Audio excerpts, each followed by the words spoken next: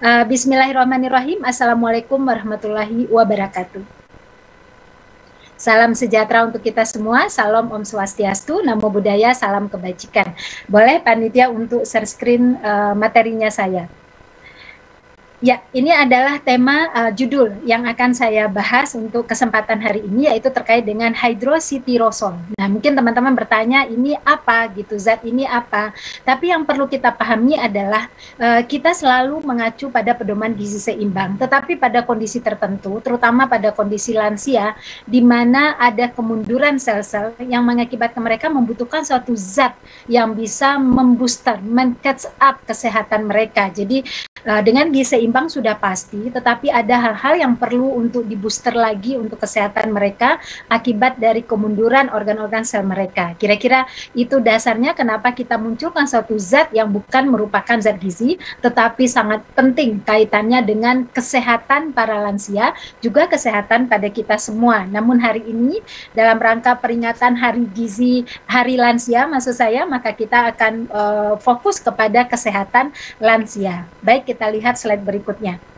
Teman-teman, Indonesia termasuk 5 negara besar ya, dalam jumlah 5 negara dengan jumlah lansia terbesar ya. Jadi termasuk negara yang jumlah lansianya banyak atau terbesar begitu. Sehingga kita mengetahui bahwa kalau lansia ini tidak kita intervensi gizinya, tidak kita intervensi pola hidupnya, maka kita akan mengalami suatu masalah kesehatan karena mereka jumlahnya besar di Indonesia. Ya, itu dasarnya kenapa kemudian kita perlu memperingati Hari Lansia ini. Nah, agenda yang akan saya bahas adalah pertama kali mengenai perubahan fisiologis lansia ini, kemudian tentang diet Mediterania, tadi sudah dibahas sedikit oleh Bu Sunersi, kemudian studi tentang diet Mediterania, ini perlu kita pahami dulu untuk kita benar-benar meyakini bahwa hidroksityrosol ini menjadi hal yang memang salah satu fitokimia yang kita perlukan kehadirannya untuk kesehatan para lansia ya. Kemudian saya akan jelaskan tentang jenis olive oil ya, kemudian mengenal HT, kita singkat dengan HT, dan fungsinya berdasarkan penelitian pada manusia, karena HT ini penelitiannya banyak teman-teman, banyak penelitian ke tikus, kemudian penelitian ke hewan coba lainnya yang hasilnya sudah luar biasa. Tapi yang saya sajikan hari ini adalah yang pada manusia. Nah, kemudian juga tentang bioavailabilitas dari HT ini ya, seberapa baiknya, kemudian take home message terakhirnya ya. Kita lihat yang agenda pertama. Nah, agenda pertama saya ingin memperlihatkan tentang keadaan kondisi lansia ya. Boleh slide-nya dilanjutkan. Nah, salah satu perubahan fisiologis pada lansia, jadi kalau teman-teman tanya lansia itu usia berapa, ya usia 60 tahun, itu masuk kategori lansia. Tapi kalau kita perempuan ataupun pada umumnya, ya baik laki dan perempuan, sebenarnya fase penuaan sudah dimulai dari usia 45 tahun, itu fase awal penuaan ya. Jadi kalau ada teman-teman yang usianya sudah di atas 45 tahun, ya mestinya kesehatannya mulai dijaga, harusnya mulai kapanpun kita jaga ya, tapi kalau udah 45, itu udah makin mendekati begitu ya. Jadi kita sudah bisa disebut sebagai pra walaupun kita belum lansia gitu ya. Saya sendiri sudah masuk pra ya karena usianya sudah di atas 50 tahun begitu. Nah, kalau kita melihat perubahan yang terjadi pada lansia adalah yang pertama itu yang terbesar sekali perubahan kardiovaskular. Jadi pada lansia itu terjadi ada penebalan pada katup jantung. Ini bukan kesalahan mereka, tapi ini terjadi karena memang ada kemunduran dari sel-selnya mereka gitu ya. Jadi masalah kesehatan pada lansia itu berawal dari kemunduran dari sel-sel tubuhnya tadi, sehingga nanti fungsi dan daya tahan tubuhnya serta fungsi organnya juga akan menurun. Makanya terjadi hal tersebut ya, kemampuan jantung memompa darah menurun, kehilangan elastisitas pembuluh darah, kemudian tekanan darahnya juga meningkat. Nah, tidak hanya pada kardiovaskuler, tetapi efek penyakit mayor dari kardiovaskuler seperti perubahan sistem endokrin ya, bentuknya adalah penurunan produksi hormon dan sensitivitas insulin, itu juga merupakan masalah kesehatan pada lansia yang kemudian membuat lansia itu mempunyai risiko tinggi untuk CVD. Nah, kita bisa bayangkan di Indonesia lansia itu banyak banget ya. Jadi kalau seandainya mereka kemudian mengalami ini dan tidak kita intervensi, berarti banyak yang akan menderita nanti kronik cardiovascular disease ini tadi, dan itu pengobatannya membutuhkan biaya yang besar ya, kasihan negara kita, kasihan juga lansianya gitu. Nah ini kita berangkat dari sini. Nah mari kita lanjut. Selama ini banyak sekali diet yang beredar gitu ya, teman-teman juga sudah sangat paham dengan banyaknya diet yang beredar. Boleh slide-nya dilanjut.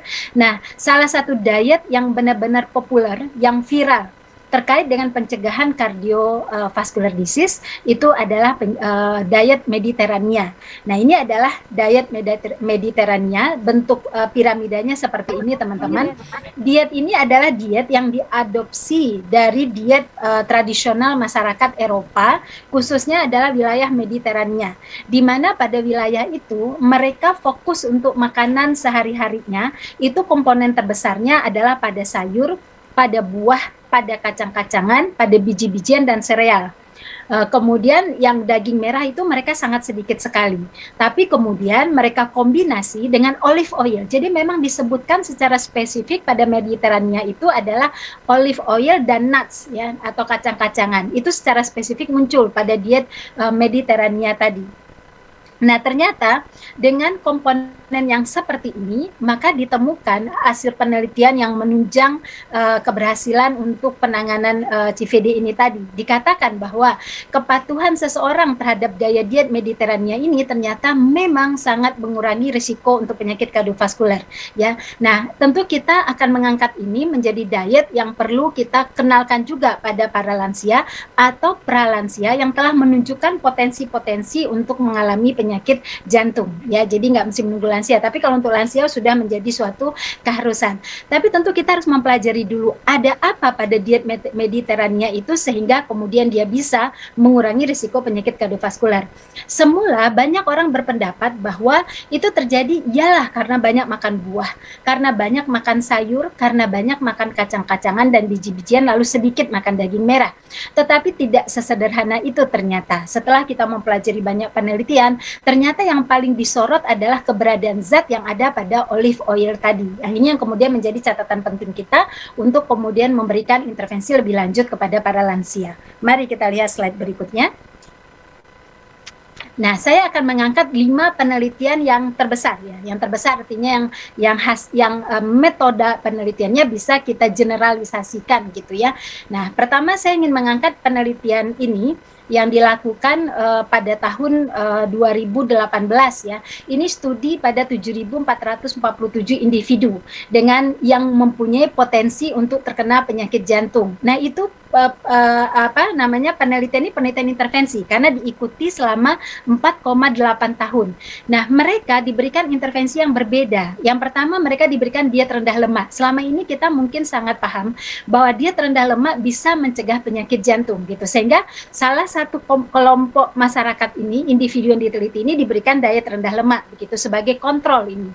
Tapi kemudian 2 kelompok lagi kita berikan diet Mediterania, tetapi yang satu fokus dengan nuts, yang satu lagi fokus dengan olive oil. Jadi ada 3 tipe diet yang kita berikan ya. Nah, yang kita dapatkan hasilnya dari penelitian ini setelah kita pelajari risiko gabungan antara serangan jantung, stroke dan kematian yang terjadi pada hasil ini setelah 4,8 tahun diikuti luar biasa sekali. Jadi risiko penyakit jantung, kematian dan stroke itu 31% lebih rendah pada yang menerima diet Mediterania dengan olive oil. Sedangkan pada diet Mediterania dengan nuts itu lebih rendah 28% gitu ya. Jadi saya katakan di sini bahwa diet rendah lemak memang menurunkan risiko, tetapi 31% lebih rendah lagi kita temukan pada yang diberikan Mediterania plus olive oil. 28% lebih rendah pada yang menerima Mediterania dan nuts. Jadi di sini kita aja sudah mempelajari. Berarti benar adanya bahwa Mediterania tidak semata-mata menggambarkan rendah lemak dan tinggi serat, tapi ada hal lain di situ yang harus kita pelajari lebih lanjut. Mari kita lihat penguat penelitian berikutnya. Ini penelitian kedua.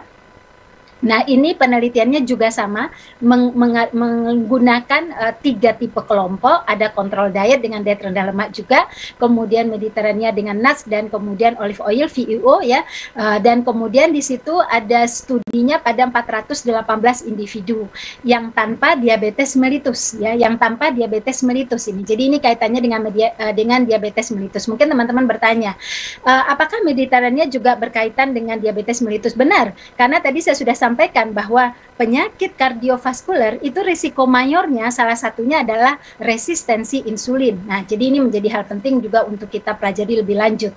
Nah, setelah diikuti 4 tahun, ya ini 4 tahun juga, yang terjadi adalah yang berkembang menjadi diabetes pada yang menerima olive oil dan Mediterania itu hanya 10%.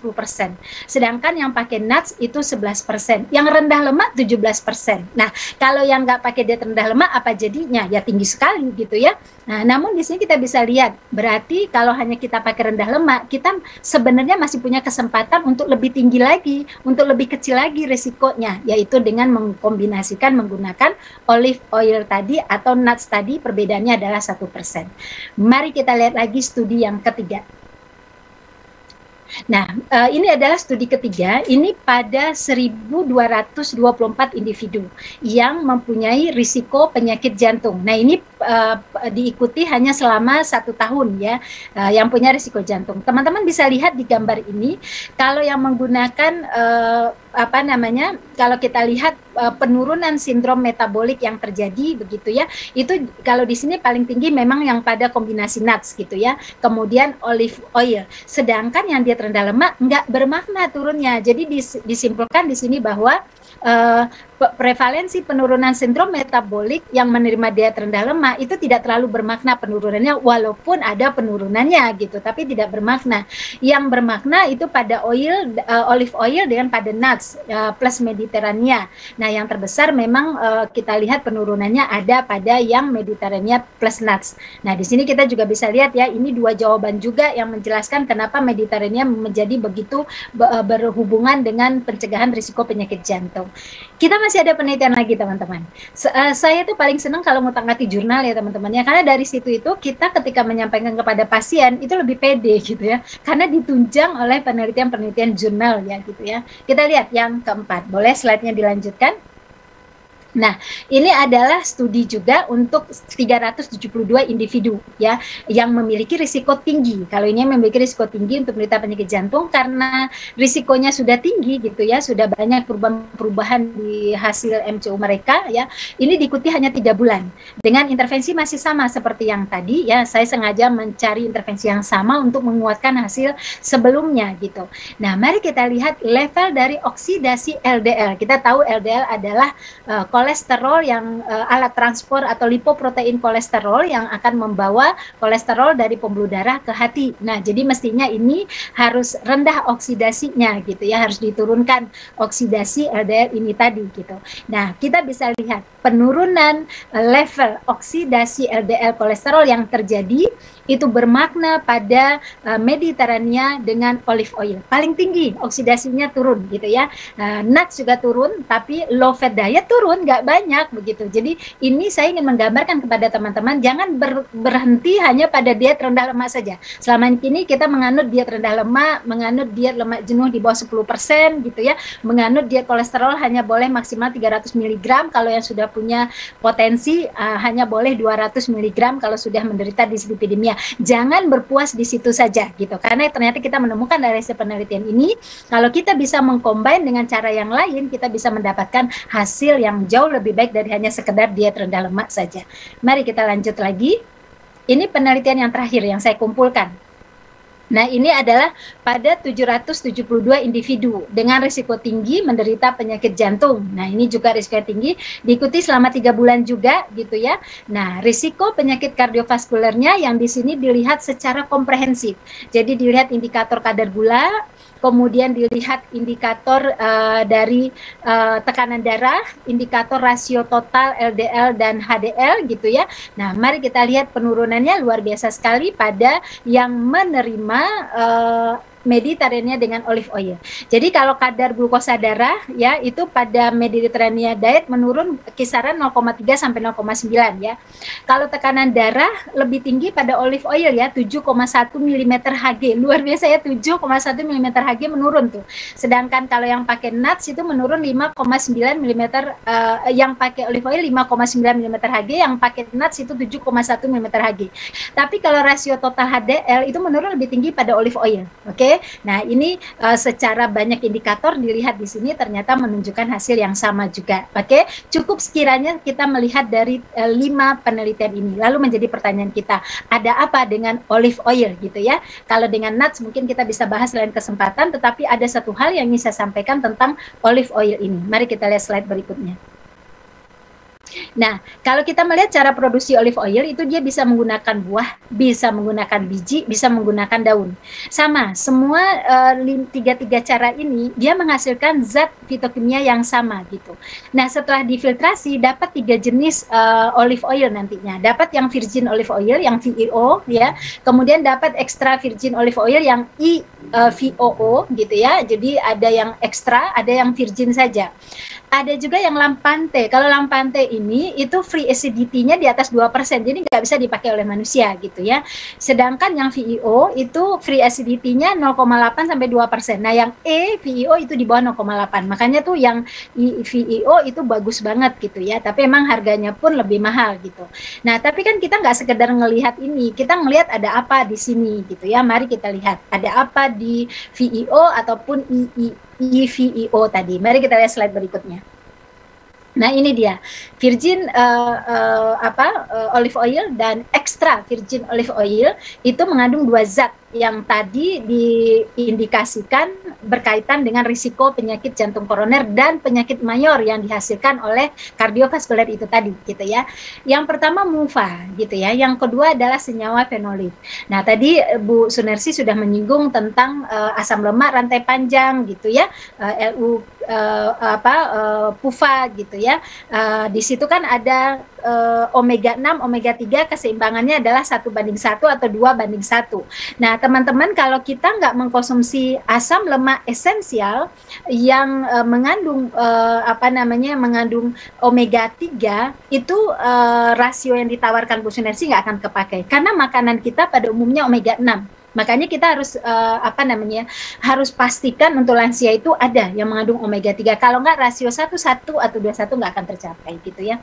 Nah, ada apa dengan MUFA dan senyawa fenolik? Nah, yang saya mau highlight adalah senyawa fenolik. Ada zat ditemukan di sana teman-teman, yaitu hydroxytyrosol itu tadi.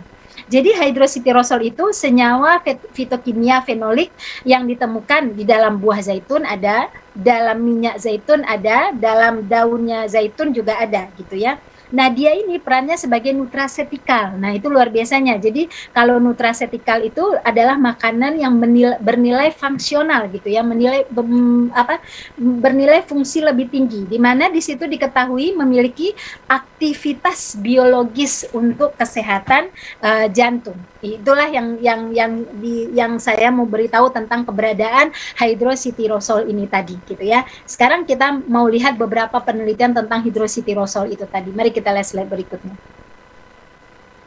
Nah, ini adalah asupan hidroksitrosol dengan proteksi oksidasi LDL ya. Ini kalau melihat hasil ini ya, ini kan penelitiannya belum terlalu lama di 2010, 2013, 2017, 2019 ya. Keuntungan kesehatan yang diperoleh itu sangat luar biasa. Di sini menggambarkan bahwa oh ternyata zat HT ini memang memiliki sifat sebagai anti-inflamasi, kemudian memiliki sifat sebagai antioksidan gitu ya, kemudian juga memiliki sifat sebagai penyelamat sel-sel endotelial yang ada pada pembuluh darah kita gitu, yang bertanggung jawab terhadap kesehatan kardiovaskuler.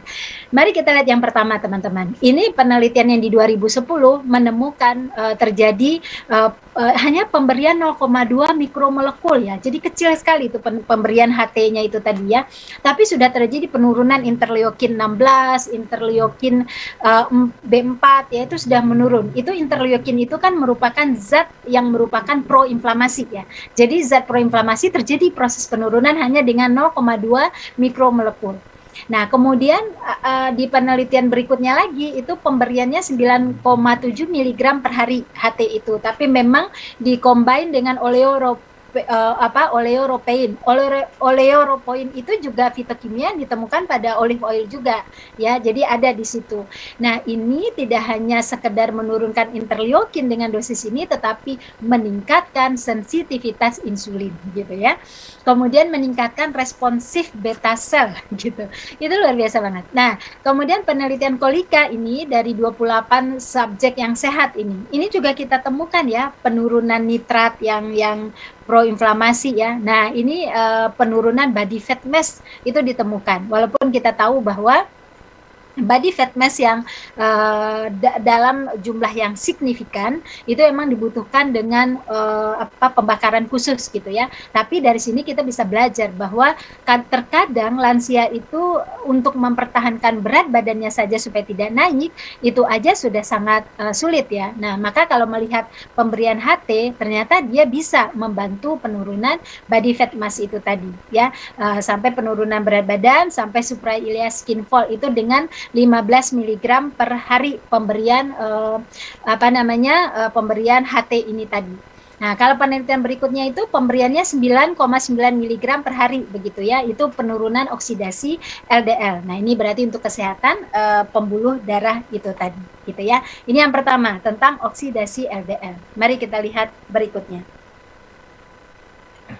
Nah, yang berikutnya kita mencoba melihat antara asupan HT dengan modulasi profil lipid darah ya.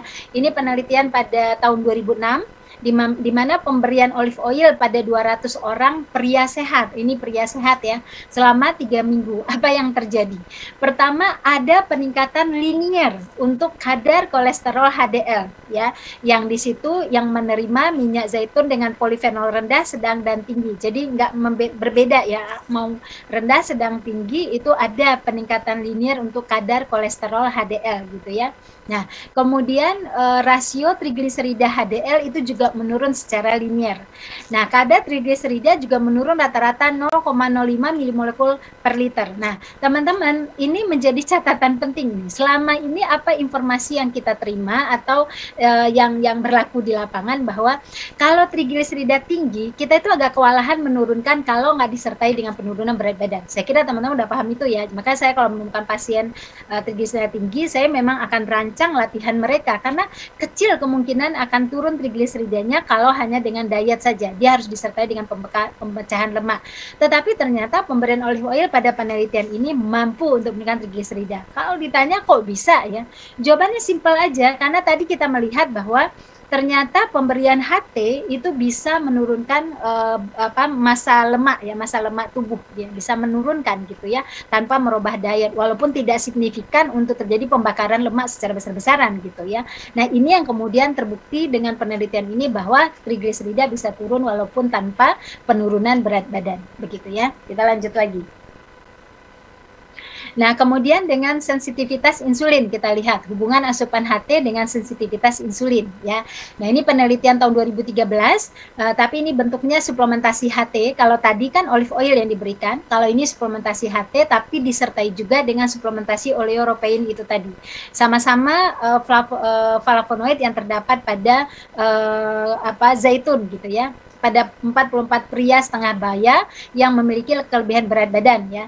Nah, selama 12 minggu aja diikuti pemberian itu tadi. Ternyata apa yang terlihat di situ, sensitivitas insulin meningkat ya sebesar 15% peningkatan sensitivitas insulin bersama dengan peningkatan sekresi sel pankreas. Jadi dinilai respon insulinnya ternyata lebih baik. Nah, kan menilai respon insulin itu bisa dilihat dengan HbA1c, bisa juga dengan kadar glukosa darah. Walaupun kadar glukosa darah sewaktu dan PP banyak kelemahannya begitu ya, tapi dari HbA1c itu bisa kita lihat.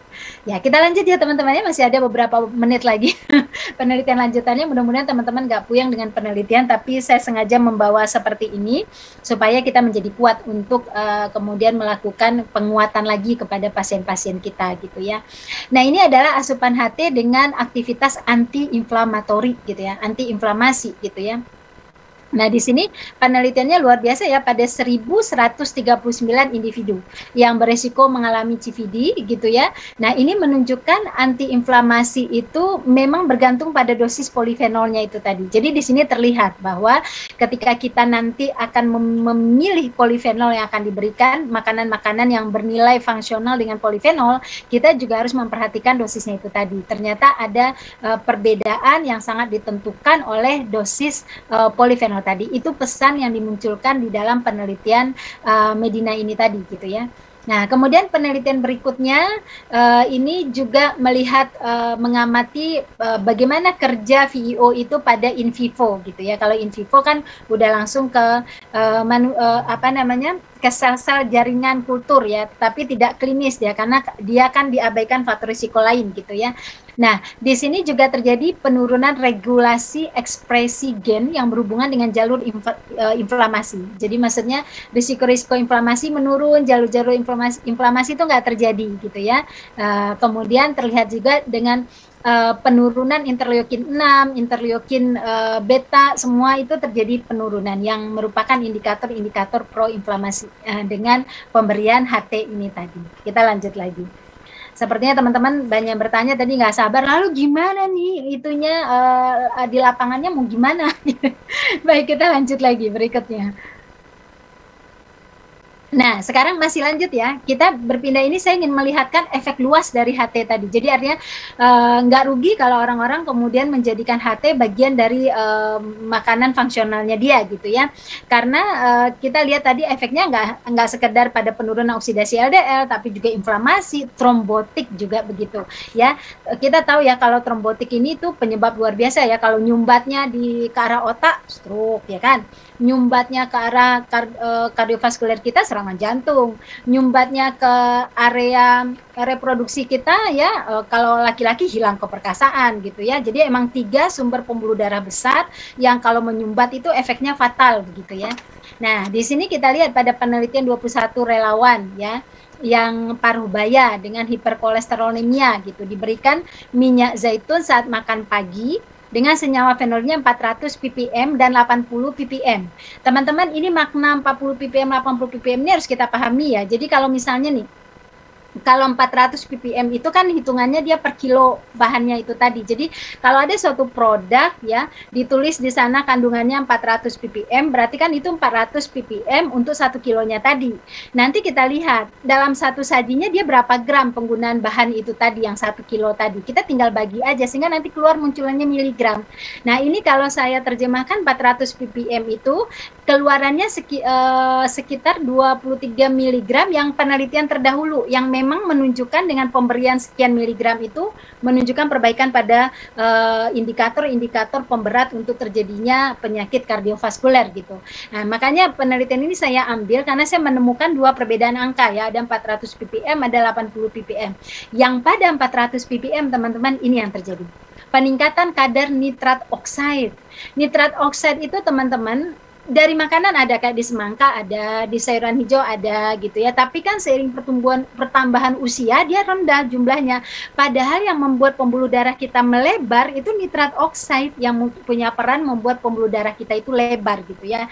Nah, pada pertambahan usia dia berkurang teman-teman. Makanya kenapa pada lansia itu mulai terjadi penebalan jantung, pembuluh darahnya mulai nggak elastis gitu ya. Karena salah satunya nitrat oksida itu tadi hilang di tubuhnya gitu. Sekarang kan banyak juga teknologi yang dipakai untuk mengaktifkan nitrat oksida ini tadi gitu ya. Kalau dari makanan kita kadang-kadang risikonya mau meningkatkan nitrat oksida, kalorinya juga ada gitu. Sementara lansia juga banyak yang gemuk gitu kan. Sehingga kalau menggunakan HT kita nggak dapatkan nanti kalori yang berlebih di situ gitu ya. Pertama itu dia meningkatkan kadar nitrat oksida yang punya peran melebarkan pembuluh darah. Oke. Jadi risiko penyumbatan itu udah rendah gitu.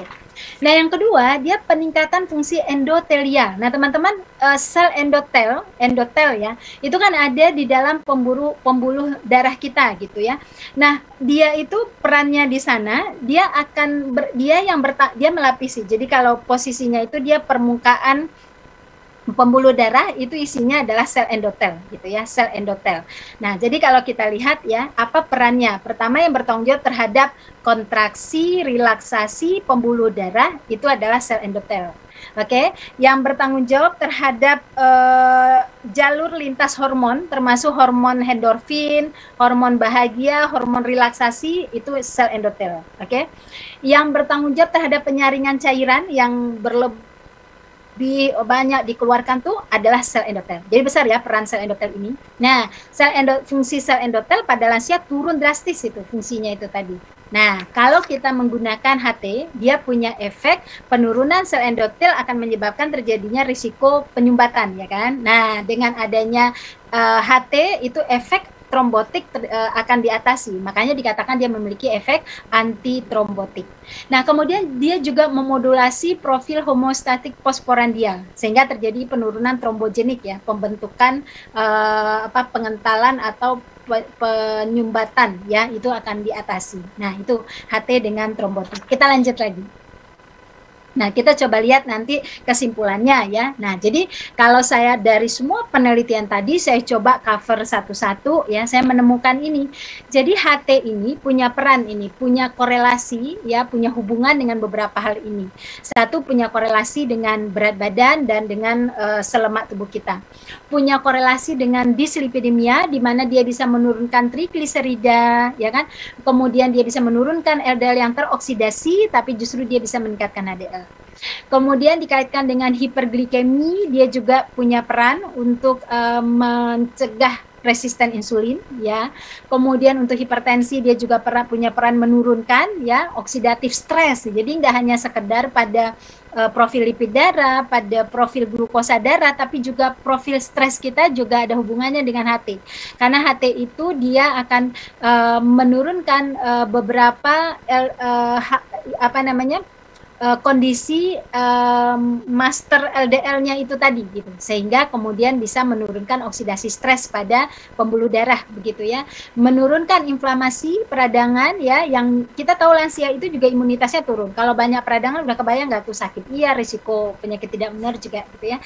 Kemudian juga tanggung jawabnya terhadap fungsi dari vaskuler itu sendiri karena dia meningkatkan endotelia, itu peran dari endotelia. Nah, ini kesimpulan dari HT ini tadi. Tapi keterbatasan yang ada adalah, mari kita lihatkan slide berikutnya.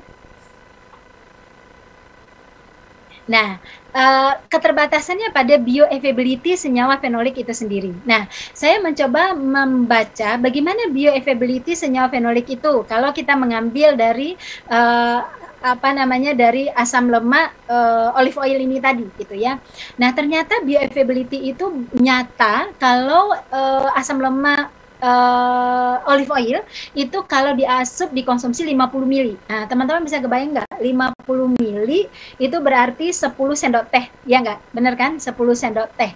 Kalorinya berapa tuh? Kalau 10 sendok teh berarti 500 kilokalori, ya kan?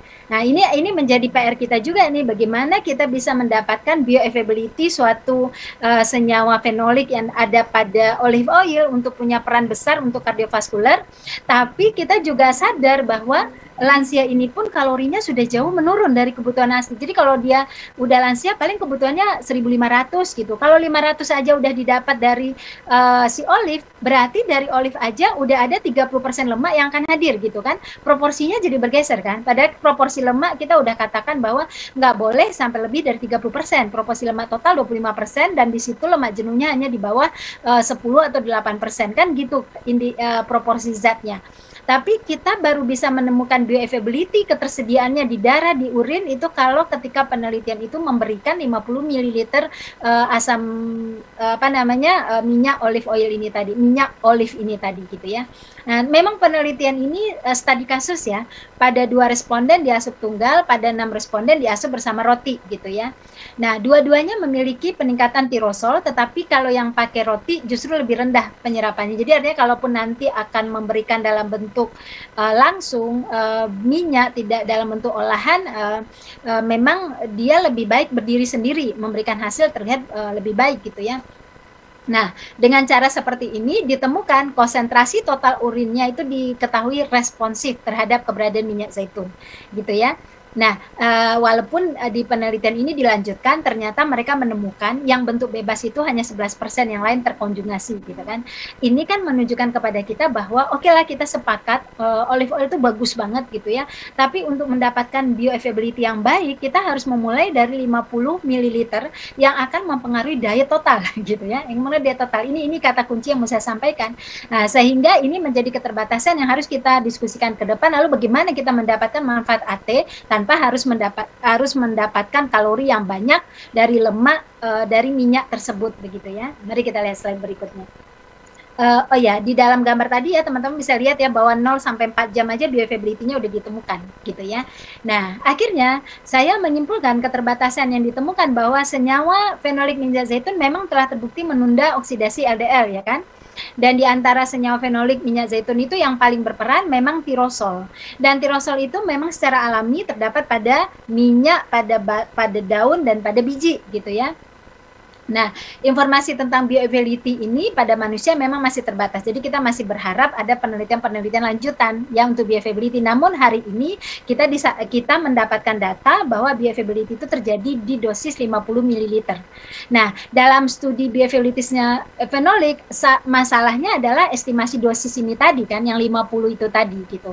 Bagaimana cara kita memberikan 50 tadi? Sehingga take home message saya menyimpulkan adalah seperti ini. Mari kita lihat berikutnya. Nah, akhirnya saya memahami bahwa HT ini benar fenol fungsional amfipatik yang ditemukan pada pohon zaitun, pada daun, pada buah ya dalam bentuk bebas terikat, karena tadi kita menemukan terkonjugasi sekian persen, bebas sekian persen gitu ya. Tetapi dan kita juga paham bahwa konsumsi HT itu memberikan beberapa efek menguntungkan ya, dan bukan beberapa, manusia banyak sekali untuk kesehatan kardiovaskular lansia gitu ya, dan untuk kita juga ya karena dia bersifat antioksidan yang baik sekali ya, terkait erat dengan aktivitas antioksidannya. Karena kita keterbatasan dalam dosis, maka saya menyarankan bahwa HT ini dapat dijadikan sebagai bahan fungsional. Bahan fungsional dalam desain produk makanan gitu. Jadi kalau ada suatu produk makanan, kemudian kita bisa pahami makanan ini bernilai fungsional kalau kemudian dia memberikan tambahan hidrotirosol di dalamnya gitu ya. Maka kita tahu bahwa manfaat olive oil itu bisa kita dapatkan dari suatu produk tanpa kita harus mendapatkan kalori yang berlebih itu tadi atau mendapatkan lemak total yang berlebih. Nah, secara alami memang HT itu bukan secara alami, dalam proses kemajuan teknologi pangan kita menemukan HT itu ada pada olahan minyak nabati ya, pada minuman juga sudah ada yang diberikan, pada produk roti ada, pada produk-produk hewani pun kita berharap bisa dimasukkan gitu ya, dan pada produk susu itu juga sudah HT sudah kita temukan juga pada produk susu. Nah, saya kira demikian. Mudah-mudahan kita boleh lihat slide berikutnya.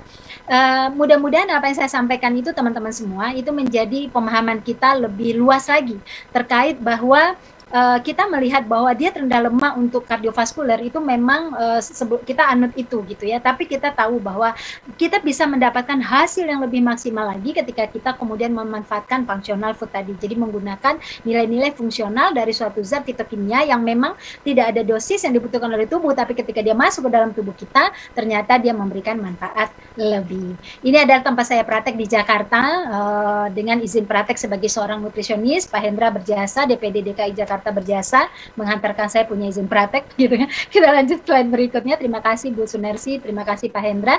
Dan ini adalah karya buku saya 36 buku gizi yang telah saya tulis ya, tapi belum ada penulisan yang baru karena situasi pekerjaan yang masih lumayan tinggi. Saya kira demikian paparan saya, mudah-mudahan membawa pencerahan untuk teman-teman sejawat semua untuk kita menjadi lebih maju dalam asuhan gizi untuk lebih bisa memberikan hasil lebih baik pada klien kita. Selanjutnya saya kembalikan kepada Mbak Anugrah. Silakan Mbak.